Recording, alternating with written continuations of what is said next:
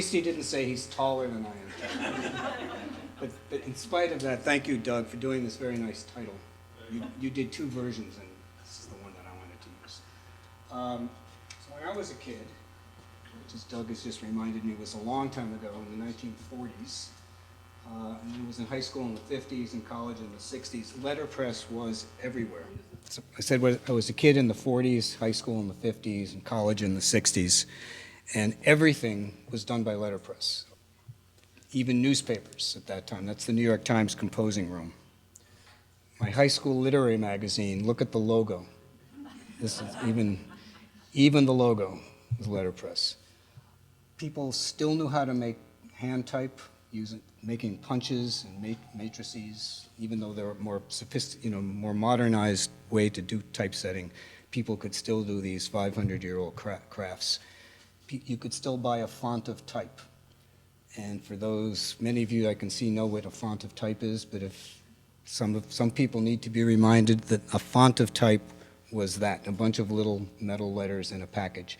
The typeface was in this case Bulmer, but the font was the package. Every office in the country had a letterpress called a typewriter. But if you think about it, it was raised metal letters that struck paper, and you could see the back, you could see the impression on the back. When I was 10 years old, I had a printing press. It was a toy. So every place you went, letterpress was the way to do it. So without going into my career, but in the mid-1980s, I was doing letterpress printing, and I had a wonderful assistant named Dean Bornstein.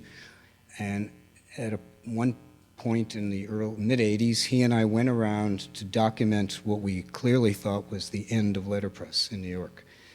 And he took beautiful pictures, which you'll see. I interviewed the printers and kind of directed traffic.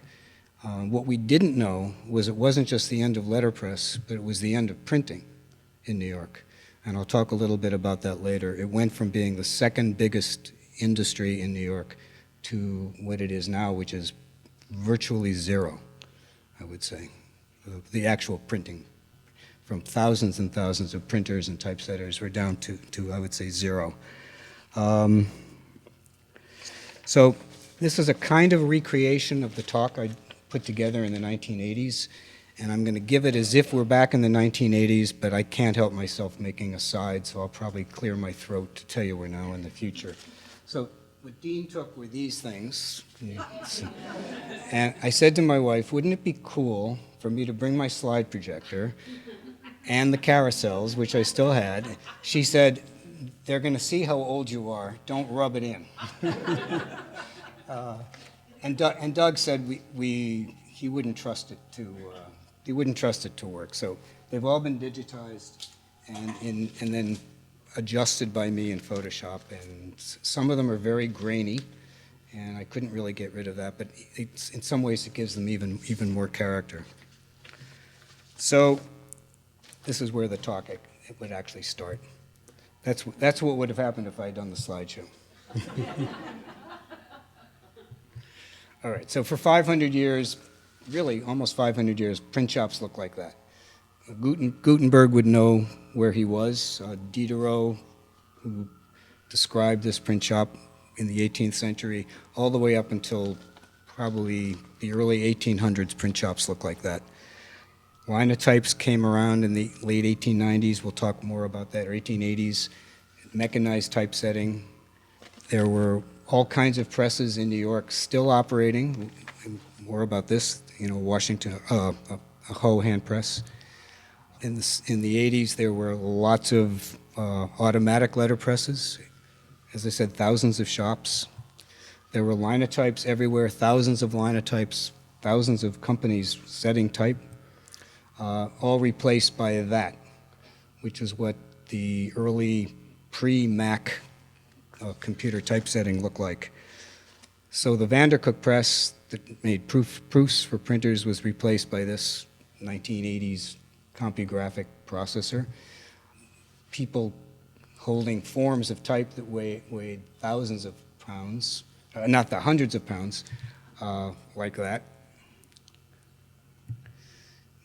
all that was Who is that guy, replaced. Ron? Pardon me? Who is that guy? Well, we're going to talk about him later. That's a good question. And I like questions from I'm happy if you ask me things. All of that heavy metal was replaced by an offset printing. So that plate, instead of weighing 200 pounds, weighed maybe 2 ounces. All the galleys of type were replaced by that. That some of you maybe not even know. I see very young people over there. Do you not know what it is?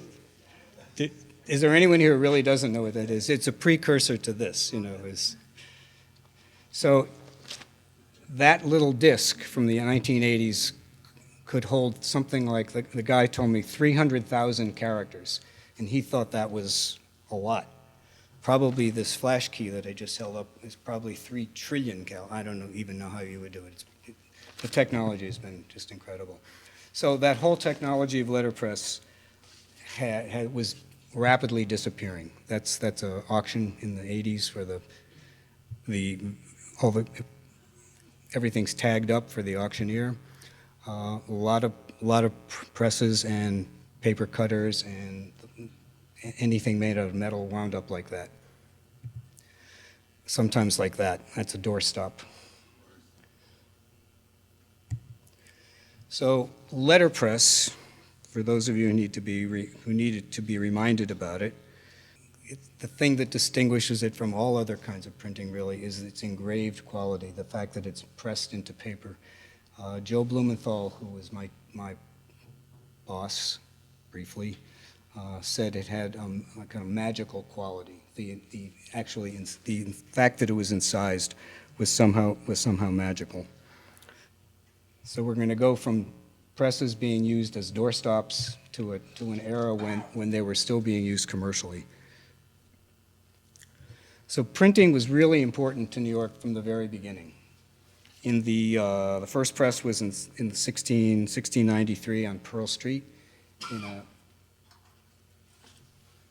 in a shop that looked sort of like that, and it was run by William Bradford, who hired a guy named John Zenger to be his assistant. John Zenger went on to help establish the principle of freedom of the press. He did not live to see it being undermined at the moment, but it was a landmark. So Mr. Bradford had the dubious distinction of having turned down one of the most famous people in American history. A young guy, 17 years old, came looking for a job, and he said, "No, we don't have a position." That was Benjamin Franklin. By the time I came on the scene in the 70s, there were thousands of presses in New York. Even in the 1890s, there were something like 8,000 print shops in New York. So at the point where I came in, there were still some famous printers in business, like the Spiral Press and Clark and Way, Marchbanks. These are legendary, fine presses that had beautiful, big equipment, set type. And all the buildings downtown New York, in Soho and Tribeca, that look like this, on Canal Street, that whole area, and there were hundreds and hundreds of them, were built in the 1920s for printers. So the building I was in had floors that could hold probably a locomotive. Now they're being used for offices, it seems. It's an insane use of architecture, I guess. Well, so I put this slide in. So when letterpress went away, there was one good thing, which is this could no longer happen. So, you know that is right. Yeah, Sarah Bryant. So that's when people ask me if I miss letterpress, I think about this picture. So I'll clear my throat, so I'll tell you where we are. In the 1980s, when I first did this talk, there were 400,000 manufacturing jobs in New York. Now there are 78,000 today. And of those 400,000,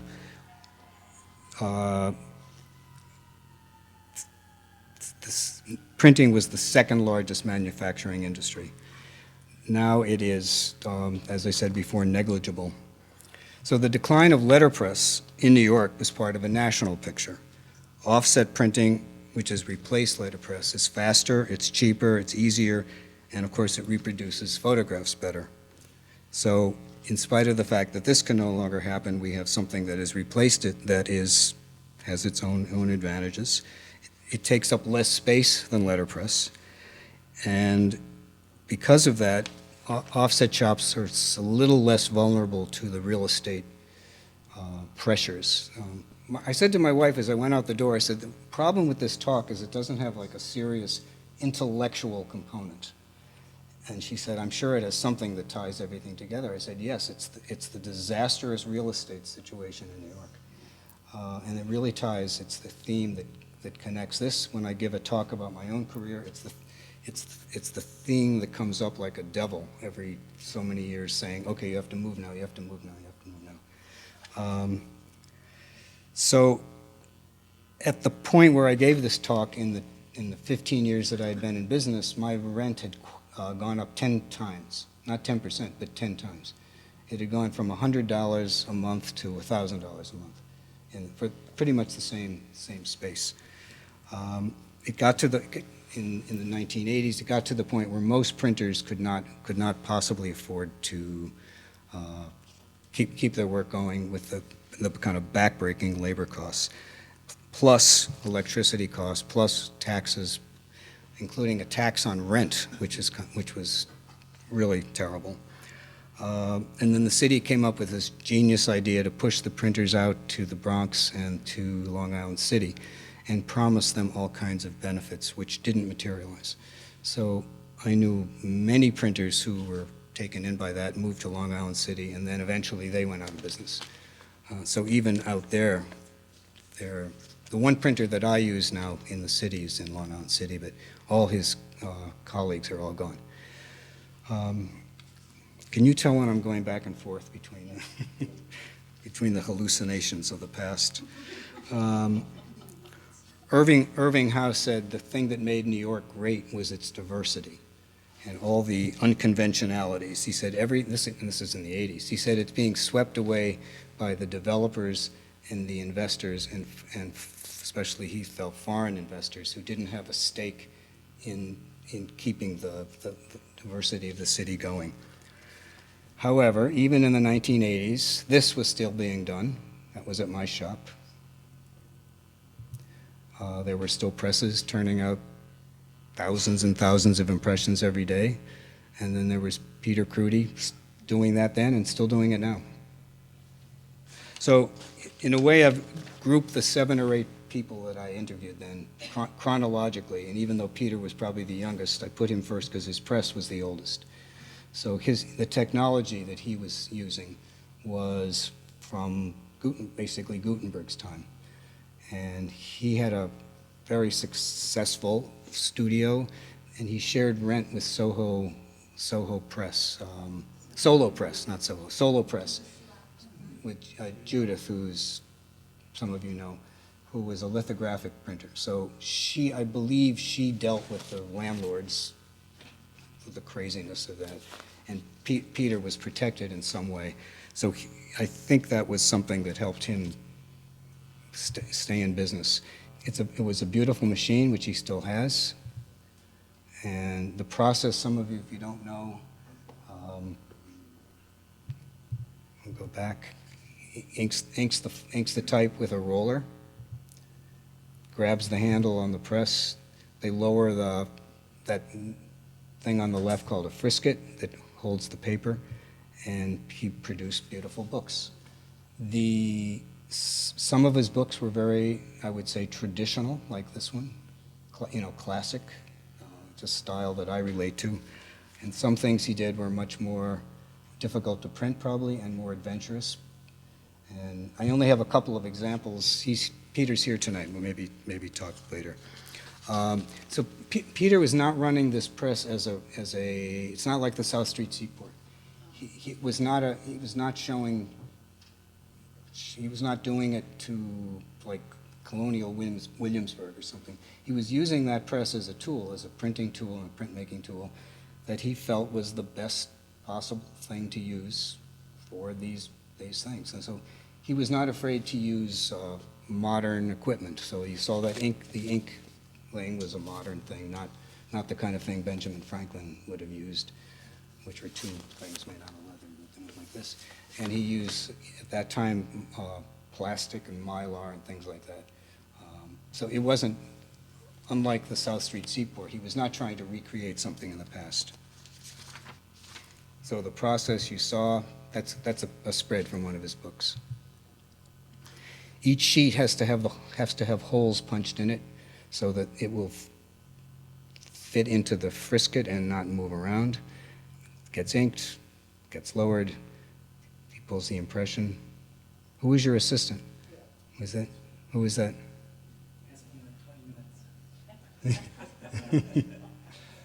Isn't the glow wonderful in the picture? You know, it's like from the 18th century. Okay, so we're going to go up from his, we're going to go a few blocks away from where Peter Kruty was to the South Street Seaport. Bowne & Company. Now I'm going to turn to Doug because he worked there. Is Bowne & Company still in that store? Yeah. It Or is. did they move? Okay. The sort of antique part is in that section. So I haven't been down there in a long time, but if you go there, that's where you would walk into? yes. Okay. So this shop, as I said, is an historical. How many of you have been there, by the way? Like most everybody. That's great. Okay. It's built on the site of a print shop that was started in 1825 by someone named Christian Brown. And after 10 years, he was evicted. So I think he was the first printer in New York to be evicted by a landlord, but definitely not the last. A stove manufacturer came in and took over, and then the stove manufacturer went out of business.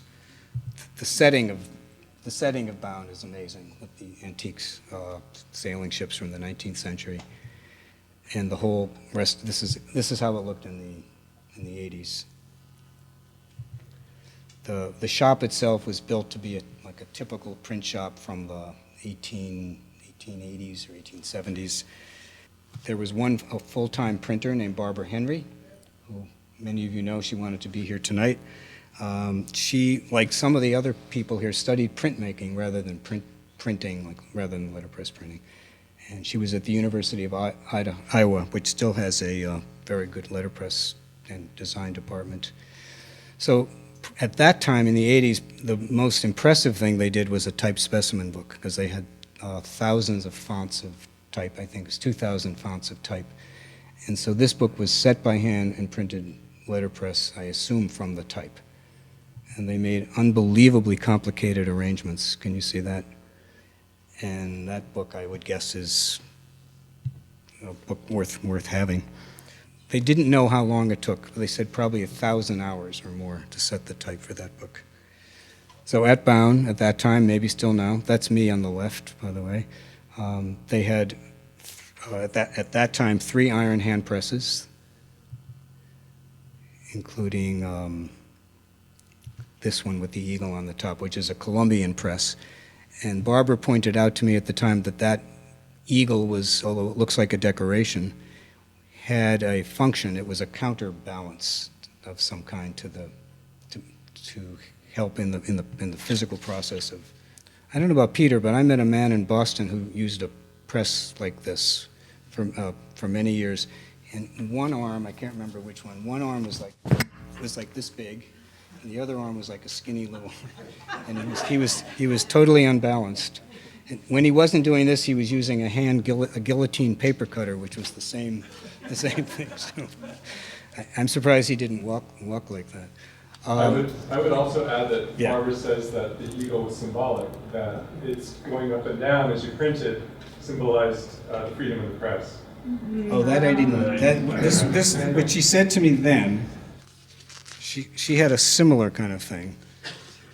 She said that eagle stood for the balance of power in the Constitution. Have you ever heard that? So we all need to go see that, right? One thing about this press was the mechanism that made it operate was a big advance from the presses. When I said Gutenberg would recognize those presses, in fact, he would have been astounded by the mechanism that made them work. It took much less muscle power to operate them, so they were faster than the presses of the previous centuries. But still, the principle is the same. So they have a whole bunch of more modern presses, that is from the, like 1900. Those presses would have been connected to steam power at some point. There would have been pulleys. I think they have treadles now. It's the kind of press I learned actually on. So these presses could do 2,000 impressions an hour. And I had a very nice assistant who challenged me to print 2,000 envelopes. You'll love this story. So I said, okay, we have a job at 2,000 letter, and you know how you go like this. Okay. So he timed me, and at the end of an hour, he had a stopwatch, I had done 1,999. And he said, you lose. But that was Abe Brewster, if anyone knows him. A recount, yes, that's okay. So in addition to these wonderful presses, that one had a fountain, which was unusual for that kind of press. They had all kinds of other printing memorabilia. Anybody know what that is? Other than, because when... A what? A hellbox. A paperboy, no. These were chases, is it? Nope. A hellbox, right? It's funny, because in the maybe scrap.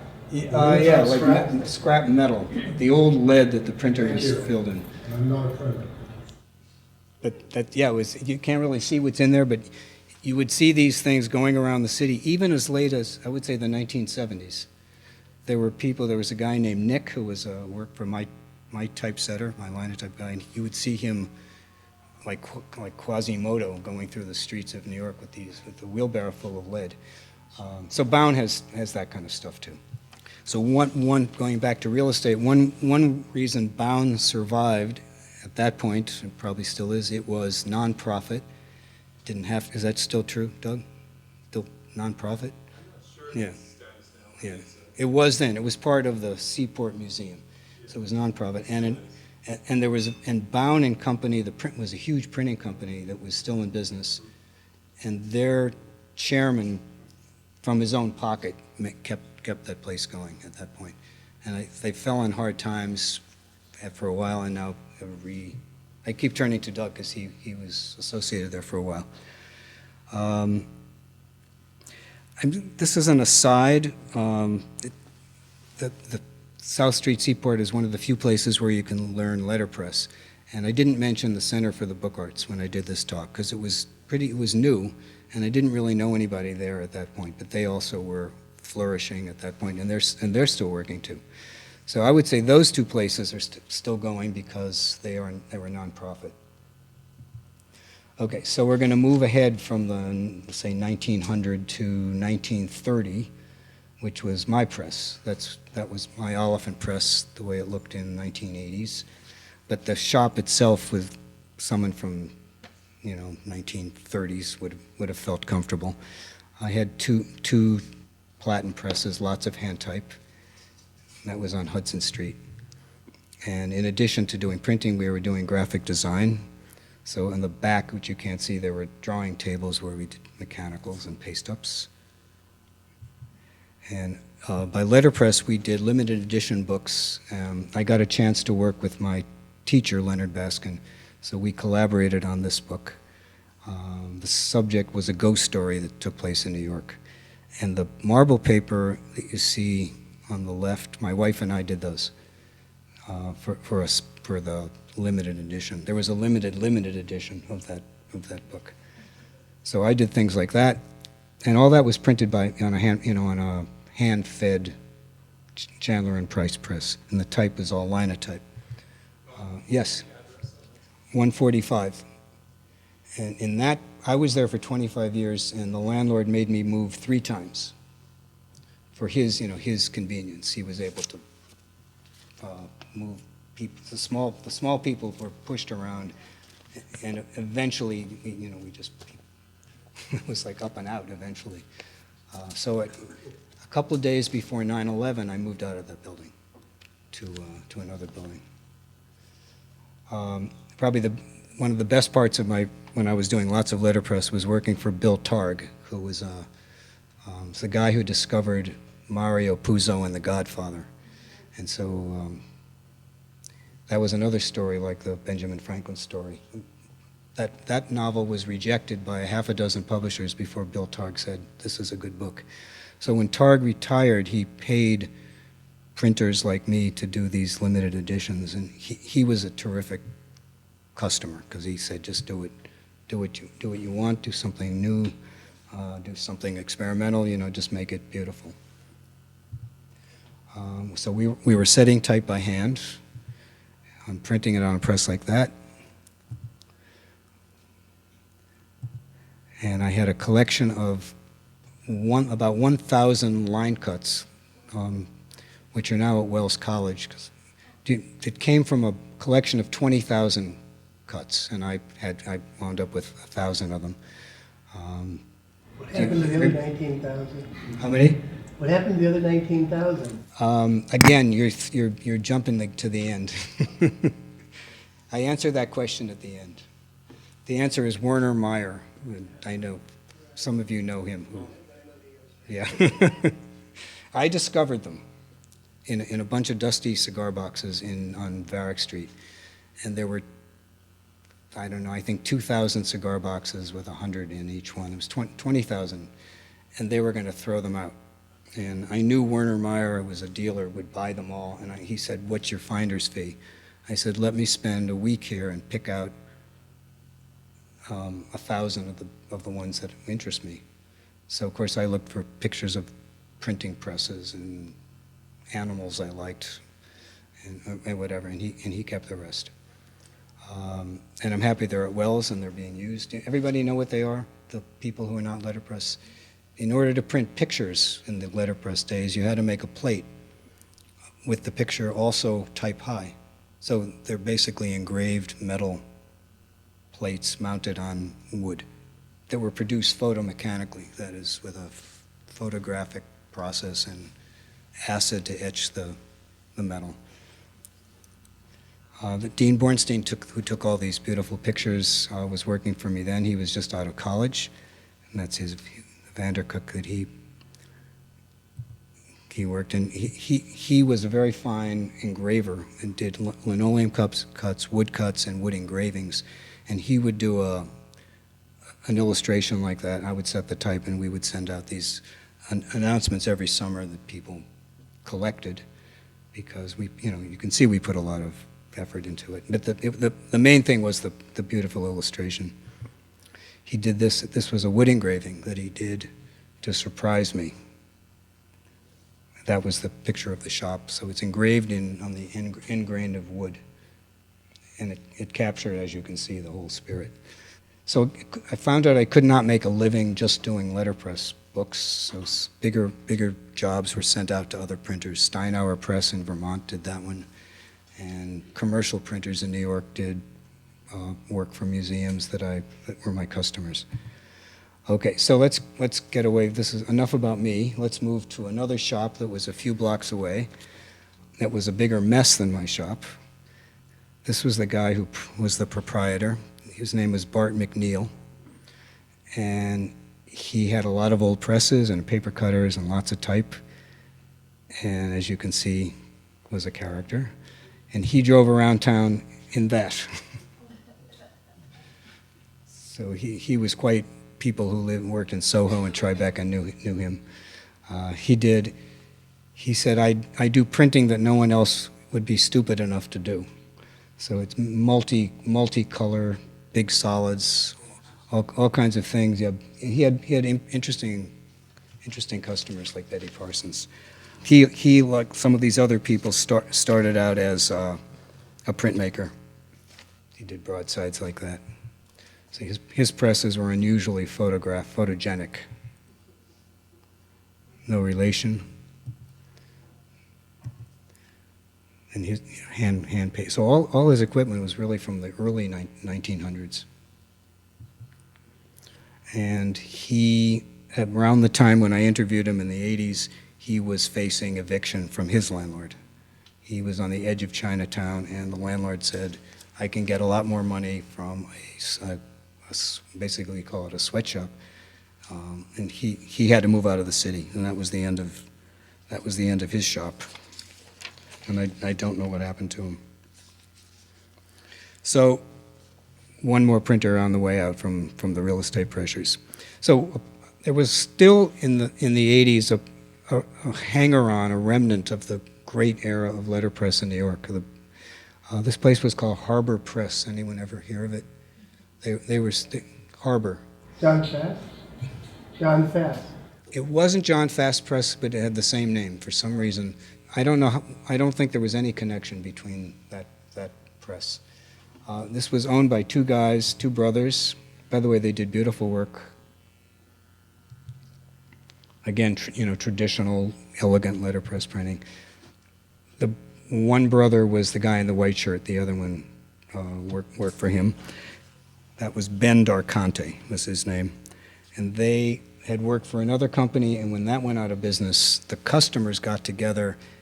They needed them to be in business. And the customers got together and financed it and found them a place to be and got them on their feet again. So at one point they had many big presses, but when they moved, they had to get rid of them. Well, these presses are now residing in Santo Domingo, I believe. Beautiful presses, a Miller and maybe a Kelly, I can't remember now. It was just beautiful to see them work and to see the action of the presses. They had presses called Mealy Verticals, which were a kind of workhorse press at that time, and Chandler and Price type presses. They had two linotypes, and they found if they were going to stay in business, they needed to do something else other than the letterpress. So they branched out into engraving. And within a couple of years, they had an engraving business that was giving them 50% of their profits. So they did a whole line of engraved cards for museums, and engraving is a different process, still pressure, but a different process. So their niche was to get out of letterpress. Probably more typical than those commercial shops were the small, almost like private presses. That's Leslie Miller. Anybody know her? She's still working, and I think she's still on the same place. She was the only person of all these people I talked to who's had a nice thing to say about the landlord. The landlord. For some reason, she was able to work out some kind of deal with them, and she's still in business. I talked to her. I don't know. I think she's doing the same kind of stuff. She used. She had a couple of Vandercooks. She works a lot with museums and galleries. A lot of museums still does. And galleries. Is that Grenfell Press? Uh-huh. Grenfell Press. Yes, I'm sorry, Grenfell. And my best friend said, "Don't look at the notes," so I'm doing some of this ad lib. Yes, Grenfell Press. It was very elegant. It looked like a private library in some ways. Very, very charming. Notice the bottles on the top shelf, not ink. She did work that I would say was more adventurous than a lot of letterpress printers were doing then, and did work for famous artists and poets. Beautiful bindings, which she did too. Okay, so we're going to take a side trip. Before we do the side trip, let's go back. When I said she was typical of printers who were still working in the 80s, there were other people, two of whom are here, Ted and Jim. Ted and Jim had a linotype business. They set my linotype, and also did amazing proofreading, because Ted happened to know Greek and Latin, was always able to correct things, and had letterpresses, and he's still doing this, but not in the city. So that was one place. There was Doug and Carol Wolfe, Jordan Davies, and Jerry Kelly, and probably others that I didn't know about. Okay, so we're going to take a break from New York and go across the river to Jersey City. This was a place called Pittsburgh Metal. They had a warehouse in the city, so I felt I could include them, but the actual foundry was in Jersey City. Has any of you ever seen anything quite like this in real life? It's for me, it's my favorite part of the talk. That printers who were using linotype would send the metal type by truck to Jersey City, where it was melted down in tubs like that. Isn't that great in the picture? So it's the thousands of pounds of molten lead. So that's a picture from the 18th century, and it's the same thing. You know, that technology hadn't changed. It was probably the first recycling business, or certainly one of the most important recycling businesses in the 80s, when recycling barely was a concept. So it was the whole idea was you printed it, you sent it back, you turned it into molten lead, you cast it into lead again, and let's not talk about the fumes and the whatever waste was left over, but pretty much it was a closed system.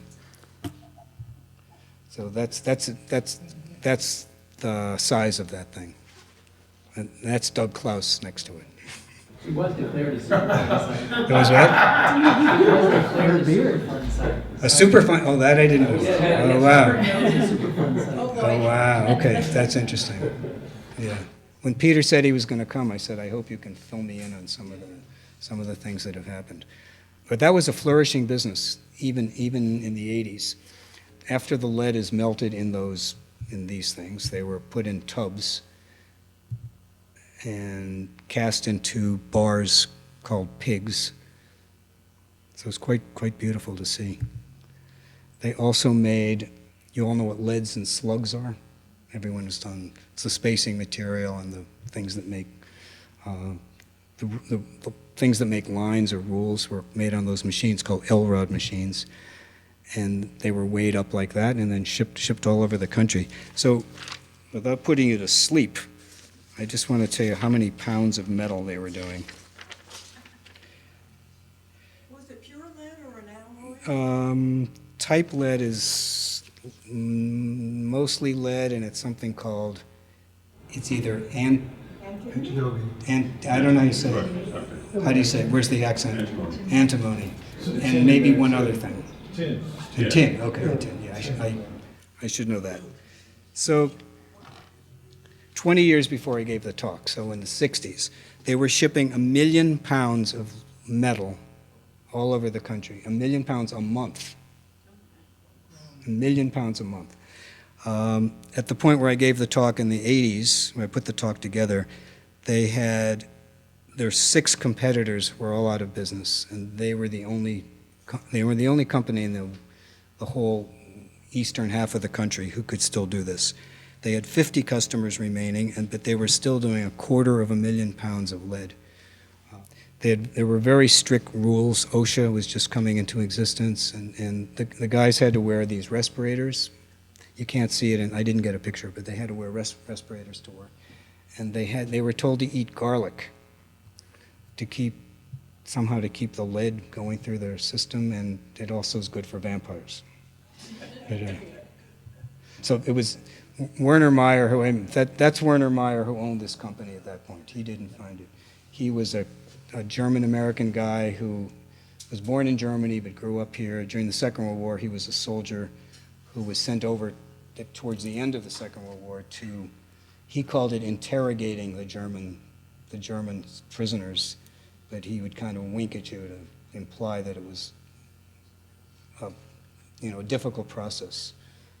But he was proud to be doing what he was doing. He said he never tortured anybody, but because he was German speaking, he told me that he could do the regional accents, so he was the good cop and a good cop. Oh, yeah, so when they were trying to get information from someone they had captured, from the Americans captured a German, they would bring in Werner, and he would after they were kind of harsh, he would come in and say he was the good cop. Regional accent. Yeah. Like give him a cigarette and say, yeah. There's no worry here, they just give me a hard time. And he would get all the information. He would get everything. There's a scene like that in Monuments Men. If you haven't seen that movie, it's a wonderful movie. There's a scene where there's I believe, a good cop and a good soldier and a bad soldier to get the information. Anyway, Werner was quite proud of his American citizenship, and a great, very convivial, beer drinking guy. Died too young, but not from lead poisoning. Just. So Pittsburgh Metal was an amazing place to visit at that time. Excuse me, where Yep. where in Jersey City?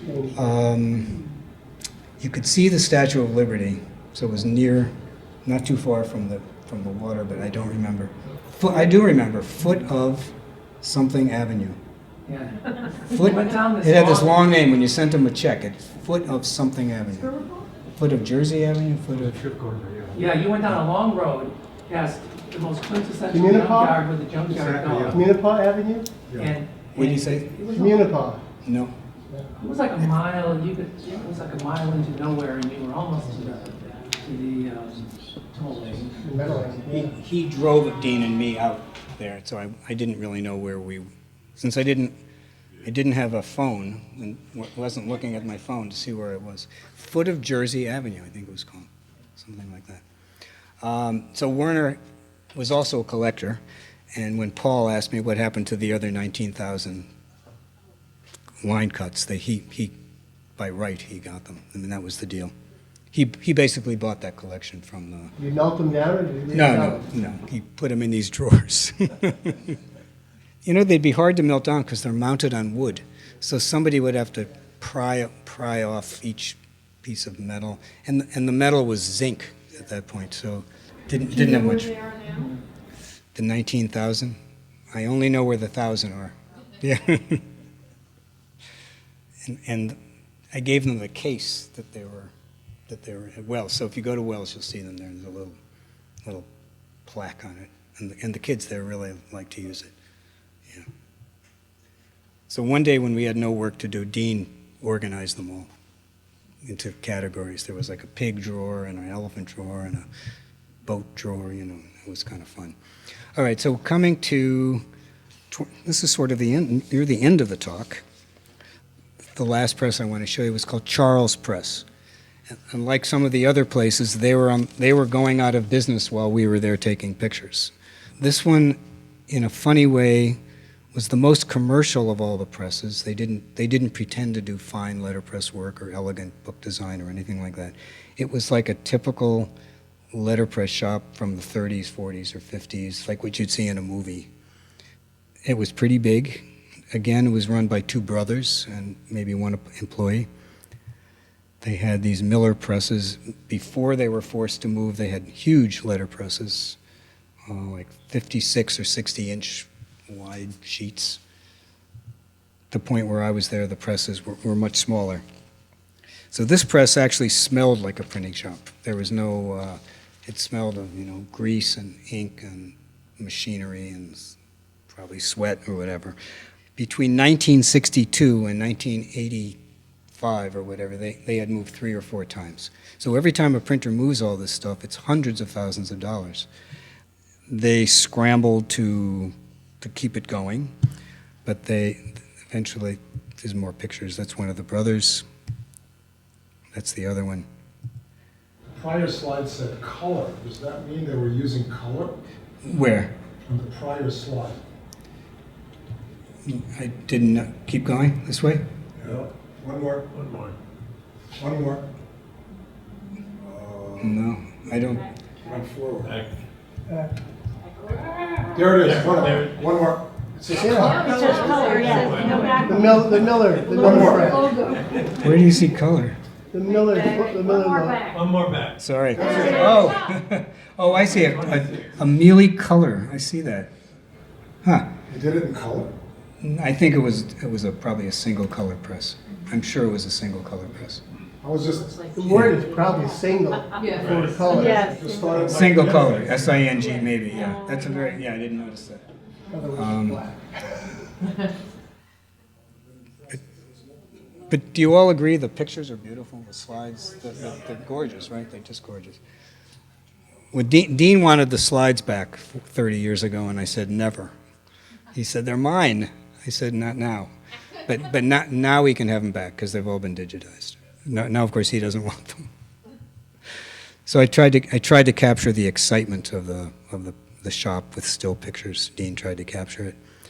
These two guys were really old-fashioned craftsmen who could do everything in a print shop that had to be done. They could set type, use a linotype machine, print on a letterpress, use a saw, use a miterer, use a paper cutter, a folding machine. The way my talk ended in '86 was very nostalgic. I said, by the time you see this picture, that button will have been pushed for the last time. And it was, because they just couldn't hack it anymore. Do you know when they were established? In the '80s, in the '60s, I'm sorry, in the '60s. But they must have been trained earlier, like in the '50s. They probably were my age at the time. I don't know, '40s at that time. I don't think anyone in this group, they weren't part of the whole thing, the Spiral Press and Marchbanks Press, and they didn't have aspirations to be part of that. But they did do books, and they were good. So the reason they left is the landlord said, I'm going to raise your rent from $1,000 to $3,000. And then another landlord came in and said, I'm going to co-op the building, and you can stay here you can buy your floor for $1 million. Now that was in 1980s. It was, I think it was on Lafayette Street. I could not find my notes. I think it was, I didn't say this. Soho and Tribeca were just two of the printing districts. The area around Lafayette Street, area in the mid-40s, west side and the mid-40s on the east side were huge printing areas. So they looked at the possibility of moving to the South Bronx, and they said it would cost them, I think, $50,000. They said there was no way they could do it, and they really didn't want to do it. They couldn't do it. So, as I said, by the time you see this, pretend you're back in the 80s, that button would have been pushed for the last time, and that would have been it. So these people, Dick and Morrow, and the other craftsmen you've just seen, were carrying on a 500-year-old tradition. It was a way of doing something that was more than half a millennium old. And I want to end with a quote from Robertson Davies. Do you know his work? Famous Canadian novelist. He said, and I'll end with that, the ways of the past, the secrets of the past, are disappearing for hundreds of millions of people who do not know that anything is even being lost.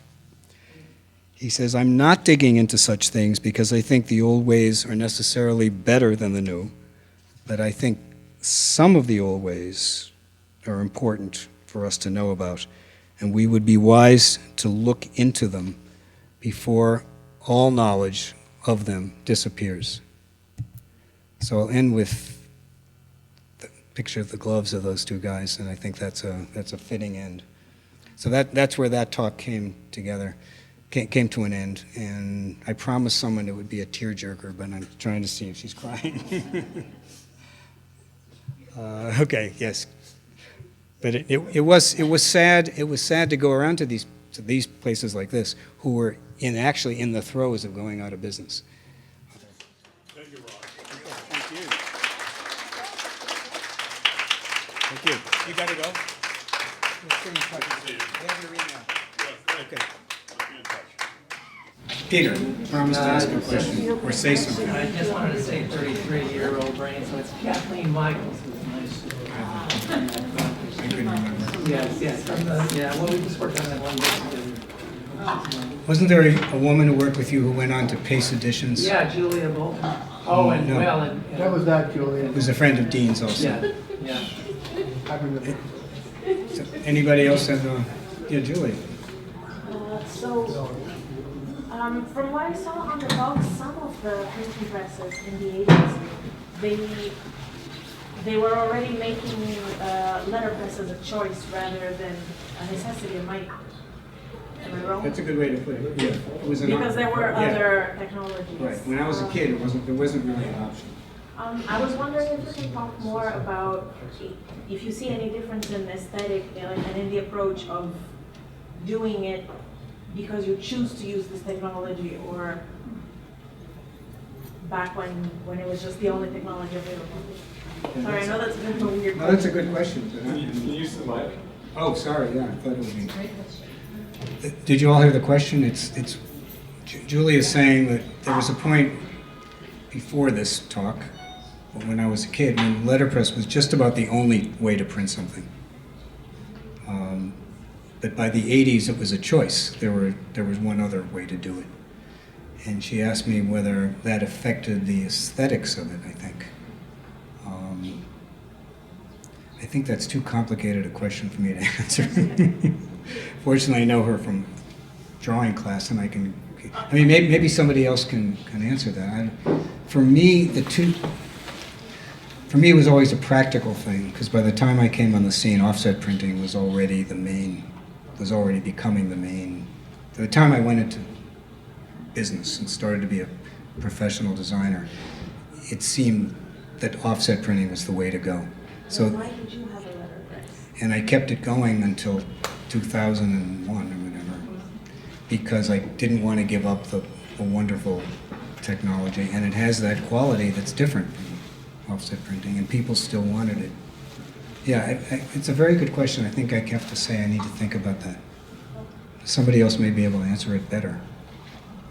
It's become even more so now because, and people are choosing it, but they're choosing it for wedding invitations and stuff, and they're not using type. I'll tell you one thing, I didn't want to start printing from plastic plates, so I learned how to do it just so I could say I did it. I always thought that was cheating, actually. I thought if you're doing letterpress, you should use metal. How is And that I stuck to more that. cheating than zinc blocks with setting type? And what? How is that more cheating than when they used to do zinc blocks with type? Yeah. I didn't say I could defend this idea. I felt from my own, the thing that gave me pleasure about letterpress printing was the metal type, I guess. That was that, more than the first time I ever picked up a piece of type, I thought that I had had a dream about it when I was a kid. I had had a dream about it, and it was, you have deja vu. And it was like that for me, even though I'd never touched it. I thought this is what I was meant to do, and I never lost that feeling until recently. One of the characters missing is Esquire photo engraving. They were on 4 West 22nd Street, Charlie and Ray and Nani, who made the films, and you would go there at 7 at night to catch Nani before he started films. That was your last minute. And then they would burn those, they would make all those, because we didn't have a polymer setup then. So everything was done from the metal plates until 1998 when we got the polymer plate maker. So we'd always be rushing down the 4 West 22nd. There was the competitor, Peter. Was it National? Yeah, Universal. Universal is the one I asked, yes. And it was also puric acid, so the whole interior of their space was burned out. I mean, it was just, you could see the reed beams in the sun. But, I mean, those guys were incredible. Charlie would sit with no shirt on behind he had a stack of file cabinets, and he would sit back there with no shirt on and a cigar. And then he would open this whole ledger and say to me, we got the National Bank here. You know, I always opened mine. But we would go there nightly, and then he had a guy who delivered to you the plates. So those were the wood-mounted metal plates. Sometimes we tried to use just the metal ones that mounted on the honeycomb. But now we use, the high-end photopolymer makes them, you can go down to 6 point. You can make a line that's 0.25, and so it's really amazing. Is this where it's still in business? No, they retired. Yeah.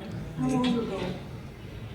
The building went condo, that like, the actor who was in Amadeus, he took a floor, I don't know, it was like.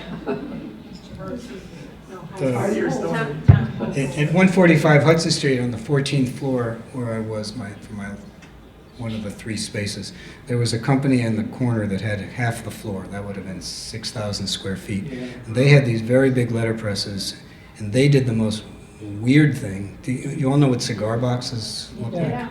The old-fashioned cigar boxes? Yeah. You know the gold stuff? Yeah, sure. That was applied with some, first they put varnish on with the letterpresses, and then they dusted it with not real gold, but gold powder. So this entire shop, which was, as I said, 6,000 square feet, the entire shop was covered with gold dust. The men, the presses, the floor, and everything. And it was when the landlord finally kicked them out, the thing that made me happiest was he had to pay to restore the landlord had to pay. He couldn't. He'd already bankrupted these poor guys, and then he had to make that floor habitable, which was took him quite a challenge. Yeah. Ron, you asked me if I would tell a Warner Meyer story. Sure, definitely. Because you indulge me. Warner had all the best wood type because he knew every little mom and pop shop in the tri-state area because he bought all their metal. So he would buy all their wood type. So he had a phenomenal collection. And what he would do is he had a station wagon, and he would come by me and Ruth Langan and Kathy King, whoever had studios or letterpress. He would come by in the morning, but not that early, like at some weird time, like 10:30, with a six-pack and his station wagon, and in the back would be like 1840 octagon type. You had to drink the beer. You had to. So you'd sit there and you'd drink a couple beers, and you're an amazing storyteller. Then you'd go out to the car, look in the back, and there was like $90, $100, whatever. You'd buy right out of the back of the car. And then he stopped drinking, so then you had to drink O'Doul's. Oh, no. So that. Peter, Yes. Peter, didn't Werner drive us out to the ATF demolition? Yeah, so that's true. That's the other amazing story from the time was ATF. We went to the wholesale there. Warner drove us out there, and that's where they had the full catalog, the full 1950 ATF catalog was standing. It was a block long. It was thousands and thousands of trays, and then they had all the rest of it. But they had the whole catalog, and they had all the matrices. And When was that? When was that auction? I didn't go to it. 1992, and it was just crawling 92. with scrap metal people looking to destroy things, and they were all, They just wanted the metal. and the rest of us, like Cynthia Hollingsworth, were all looking for, type things to save.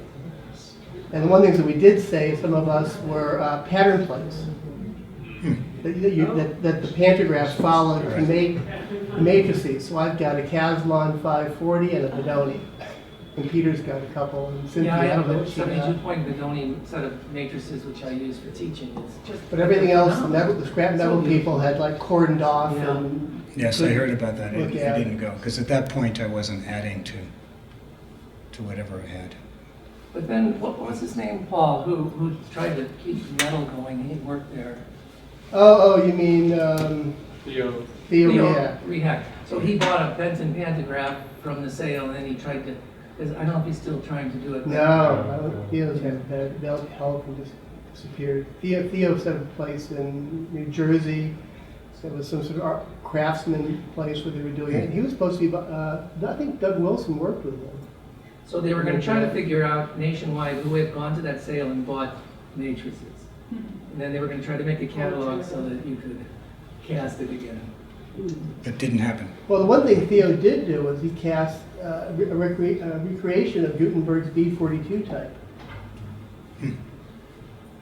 So maybe the answer for Julie is why were people obsessed with this kind of thing and still are?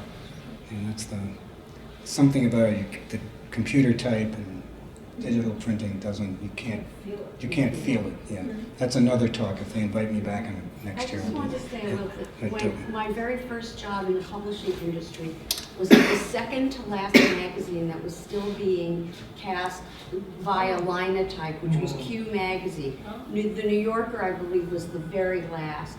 And so I was just a fledgling, art director, and we would, it was a bi-weekly, so every 2 weeks we would pile into a van, small staff, and we'd drive to Hackensack to Spartan typographers. Does anybody remember Spartan? It was a linotype shop, and then we would sit in the front and the machines would be going in the back and they'd be pulling proofs for us to check. And of course all the headlines were still, set individually. And it was just, it was I didn't realize it was the tail end of a thing that I was witnessing. And then I was very, very early on sucked into the very early computers, pre-Mac and pre-PC. So in my lifetime, I had this very compressed span of entire You're talking about technologies. 1970, about 1982, right? It was, yes, it was 1982. A 4-year span. Yes, I mean, the very, very early beginnings. It was crazy, I didn't know at the time how unusual that experience was. Well, that's what I said about this. I didn't realize, I knew something was happening, but not the extent of it. Not, I thought I was witnessing the decline, not the death. Well, one of the markers you could use was Print Art Services, because they auctioned every month another shop from 1986 to 1996. Every The printing news month, Print Art always Services said ads. auctioned Yeah. another letterpress shop, and that's where everyone bought their equipment. I mean, that's. It Doug, seems like yes, there's Susan. kind of two stories. One is the change of technology, and then there's the specific story of real estate in New York City. Was your landlord Trinity Church? Only at the end. Oh, And I was subletting from an architect, and even he, who had much more experience in negotiating, couldn't do them. I say very politically incorrect things. They were brutal as landlords. I remember at one point thinking I was going to go to them and say, how does this, actually I did say it to somebody, How does this square with your? how does this square with a Oh, religious, someone just asked that in the religion. New York Times about a month ago. are Not they about- still causing trouble? that Well, they're building this new building, or they're renovating. right they across sold, street they from sold the church. last building I was in to Disney Corporation. But their answer was, we are separate from the church. They said, it's called, we were originally part of it, but now we are, but I don't, That's not, I that's didn't not how buy it came it. out in the Times. I didn't buy it. No, I don't think it was true. I think it was a lie. Was the building that you were in where the Bowne Corporation is located? Where They were Bowne- on Hudson Street in the Trinity. The original building. Bowne Corporation. No, they were Big further up. corporation. I was at 145 below Canal, and they were But they near were further near up. Houston Street. I went there a couple of times because there was a binder there. Yeah, they were further up, and they were still doing financial printing by letterpress. You know, one of the last sales was Coalish, and Jerry Kelly administered that sale, so. That was in the And he night. had the best of everything. I mean, they had the most fabulous foundry type and all that. That was the last really, truly great. And that was an intimate one, Yeah. Jerry. Well, they're not in my talk because they weren't in the city. They were in Mount Vernon or something. Two people in the back. Do you know anything about the Tri-Arts collection? That's a I've- collection that Doug Klaus and I have been interested in. Is there a lot of hand type, wood type and stuff? It's not wood type, it's metal type. Metal It's type. 19th century The ornament. Phillips Nelson collection, the Tri-Arts of them. I've heard of it, but I I don't think Werner know. Meyer had it Huh. and sold it to Bowne. It's at Bound now, it exists at No, I Bound, didn't know sitting that. in boxes. Catalog. Sort of. No. Sort of catalog. That's it. So are we supposed to wind up? I don't know. No, you can keep talking. Keep it going. You've been great. The questions are terrific. And Julia, you challenged me that I really need to think about that. Why, what is the, I think since I've been a graphic designer now for 50 years, maybe more, I realized pretty early on when I was doing stuff for offset and doing mechanicals, and I realized everything still looked like it was done by letterpress. It took me a long time before I realized you could have great big solids with dropout type, things you couldn't, with tiny little dropout type, but you couldn't do with Paying letter. attention to Herb LaBelle, No, I ignored it. He wasn't my fave. Yeah. Although I did use some of those kooky 70s, No, I mean Yeah. before the ITC, all the stuff. but he did. before then. Because it was all the early stuff he did was letterpress. Thank you. Thanks to him, I'm here, actually. James? He introduced me to this organization. What do you think it means when small manufacturing? Okay. When small manufacturing leaves New York, what does that do to the city? Already have. It's, as I said, it was down, the numbers I was able to find was 400,000 to 78,000, and that was 3 years ago, so that's probably down. Why is it intrinsically better to have manufacturing in the city? Well, there was a point when New York had a serious financial crisis, and a lot of people said it's because everything was based, the whole city was based on the financial markets. And when the financial markets collapsed in the 80s, whenever 2008, I mean, that the city was so vulnerable because there was no diversity. and everything was in one. It's not quite that simple. So that would be one answer. I think it's horrific that New York's Manhattan, where I live, has become a place where only super rich people can live. Just a miracle that I can do it because I have a rent stabilized apartment. Someone is probably going to come up and kill me after this talk. But there's no way I could come to New York now if I were a young person out of college and live in Manhattan. We live in a building of 50 apartments. When my kid was learning the violin and the string broke and I didn't know how to fix it, there were 3 people in the building. This was 20 years ago. 3 men and women who knew how to repair a violin string because they all played violins. 3 of them professional. 2 professional, 1 semi-professional. So any one of them, they all fixed it. Now, I could find someone who can show me how to manage a hedge fund, probably. Even the doctors, there are not even any doctors at this point. Even the doctors get divorced and moved out.